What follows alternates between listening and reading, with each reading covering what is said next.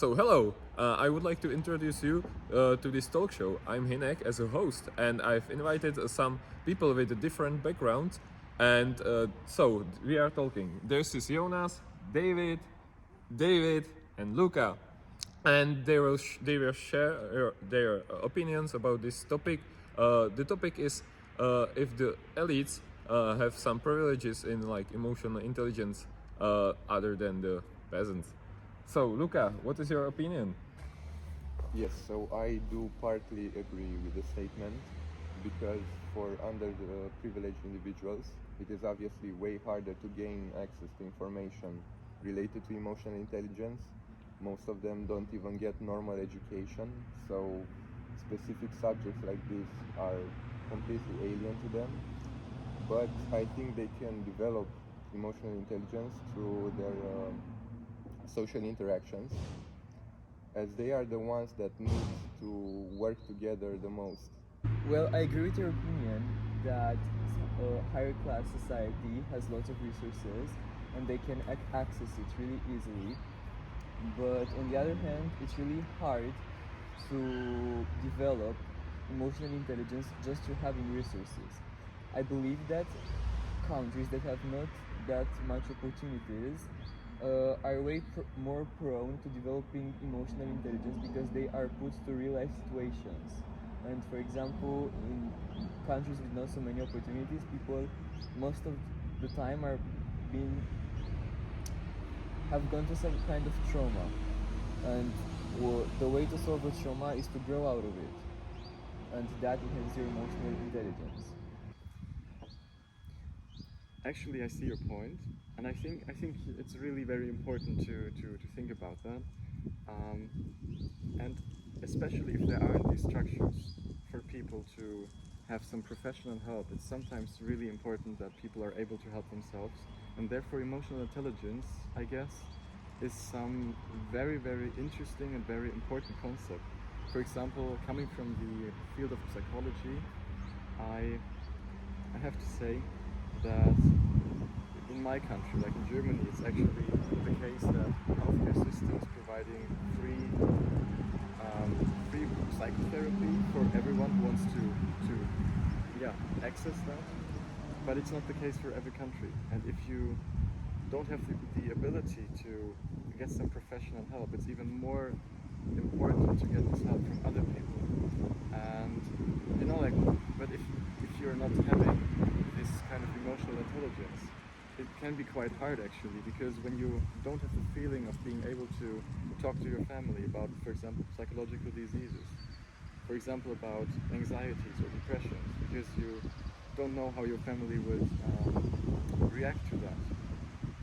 It actually is not a very healthy thing to deal with psychological diseases, because I mean, like, if you don't even have your family who you can trust and who you can speak to, there's basically no one who can help you with in that situation. And therefore I conclude that, especially in countries where you don't have a healthcare system which is providing you these kind of offers, it's even more important to stand together and to have this kind of emotional intelligence to help each other. So that, for example, people who are suffering illnesses, especially mental illnesses, don't have to be considered somehow weak or anything. That they can be considered just as normal human beings having some issues at the moment, and that people in their surrounding, that friends, for example, that family can actually help them through emotional intelligence. And I think this is a very crucial part of that system, and I would actually love to see that these countries do more about emotional intelligence to provide this support.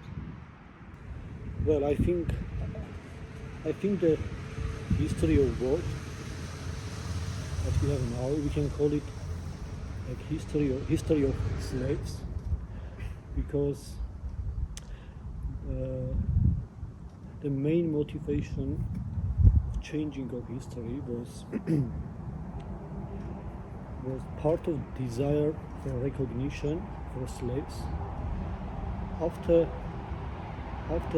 meeting like basic needs, having some food, having some opportunities to or little bit education and fulfill their basic desires. People starting to think about recognition. They are always striving for recognition, be recognized from other people. That was the main motivation for change of history in the world. That makes basic condition for that was in the West economical development, which led people to think not only about the food but also about the spiritual part, about the recognition.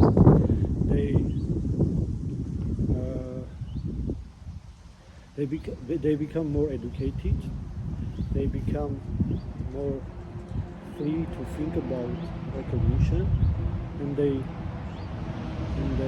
solve the problem of recognition by implementing recognitions in French, in England, in the US.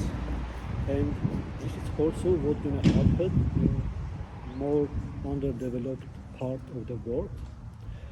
After fulfilling basic needs for desire and for reason, the next step is desire of recognition, which we can call from Greek, it's called timos, which is like spiritedness of people, and which makes man a man, which makes human, and that's the basic. I'm using the word basic thinking.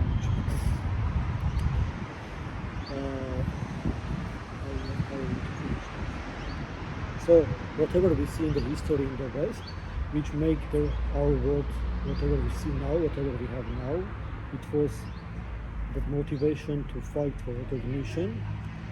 The basic conditions for that was having more developed economic situation and education, and this is the conditions that we're now gonna see in the rest of the world, more developed world, which is also gonna change that part of the world and make them more developed, also in the sense of emotional intelligence.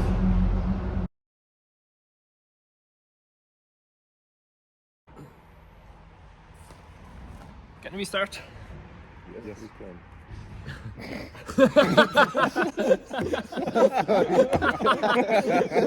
Just look at Luca. He's like, Let's do it, guys. Let's dig in. let's dig in. Let's dig it. That's what she said. Okay. So hello, today I would like to introduce you to this talk show. I'm Hinek, and I've invited some of these guys with other opportunities on the topic if the again. Guys with other From different backgrounds. So hello, I would like to introduce you to this talk show. I'm Hinek, and I've invited some people with other backgrounds that have some opportunities on the topic if the emotional intelligence is fuck. Is it that bad? Or but the beginning it was like good. No, don't do that. Like, That's someone else wanna try. I fucked the world, yeah. So hello, I would like to introduce you to this talk show. I'm Hinek, and I have. What the fuck? Please don't. Oh, you were perfect. We just give us maybe 2 seconds. You're assholes, guys. No, it's not even your fault anymore.